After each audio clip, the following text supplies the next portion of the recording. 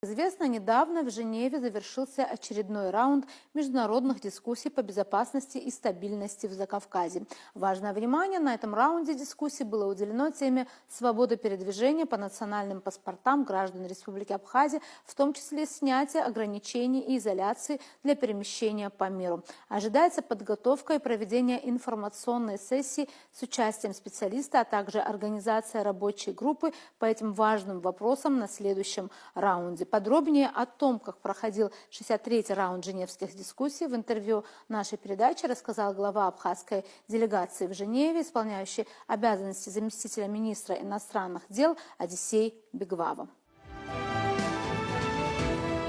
Очередной раунд проходил в городе Женева. Это дискуссии по безопасности в нашем регионе, в Закавказье.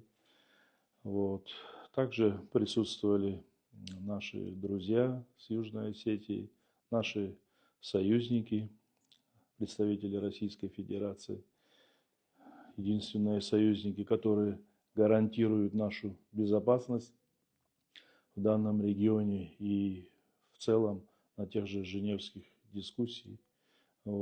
Предпринимают много усилий для того, чтобы эти дискуссии проходили и поддерживают нас в отстаивании наших интересов. Дискуссии проходили в 2 раунда, как обычно, первые дни консультации двусторонние со всеми сопредседателями. Потом второй день, раунд продолжается. Продолжаются, дискуссии по безопасности в одной основной группе и во второй группе по гуманитарным вопросам. В целом проходят в деловой, конструктивной обстановке. Для этого способствует атмосфера и, конечно же, сопредседатели тоже к этому готовятся и дают возможность выступать нашей стороне, каждый раз подчеркивать нашу позицию, а наша позиция ясна, она заключается в основном цель наших дискуссий – это заключить взаимообязывающее юридическое соглашение с одной стороны Абхазия и Южная Осетия и гарантии с грузинской стороны о невозобновлении агрессии, невозобновлении войны. Конечно же, каждая сторона высказывает свои позиции. Позиции где-то конструктивные, где-то противоположны. В целом сам факт дискуссий и диалога оставляет надежду на мирное сосуществование и на мирную перспективы наших взаимоотношений с нашими оппонентами. По поводу вопроса МПРИ я прокомментирую, что абхазская сторона готова, как и грузинская сторона готова возобновить эти встречи. Но вопрос в определенных договоренностях и деталях. Есть перспектива возобновления. Мы надеемся, что в будущем этот вопрос решится. Что касается вопроса передвижения по национальным паспортам, я думаю, всем известно, что данный вопрос ставится изначально, как эти дискуссии начались. И предыдущие мои коллеги ставили такой вопрос. В будущем, в 64-м раунде, мы рассчитываем тоже продолжить эти дискуссии по этому вопросу, для нас важному вопросу, потому что невозможность передвигаться по миру, это изолирует наше общество, наш народ. И в этом плане, конечно же, мы хотим предпринять какие-то попытки или найти возможности хотя бы, чтобы этот вопрос решился.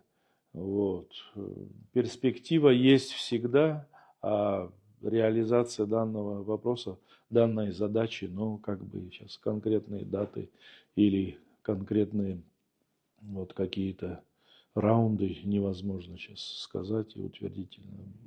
Ну, позиция в целом понятна. Спасибо большое. О другом вопросе, как мы знаем, объявлено вот и в средствах массовой информации, об этом тоже много говорилось, что с мая возможно, начнутся полеты, начнет действовать наш международный аэропорт имени Владислава Ардзинба. И, конечно, Грузия сразу же заявляет протест. Они обратились в международную авиацию Международное агентство гражданской авиации с просьбой запретить России делать полеты в Сухумский аэропорт, как они его называют. Вот как бы МИД, вообще как представитель МИДа, вы это бы прокомментировали? Это по большому счету в продолжении того моего комментария, который я говорил выше, абхазскими властями и нашими союзниками Российской Федерации, с помощью Российской Федерации, конечно, предпринимаются шаги о деизоляции и помощи Республике Абхазии в налаживании экономических и иных отношений с миром.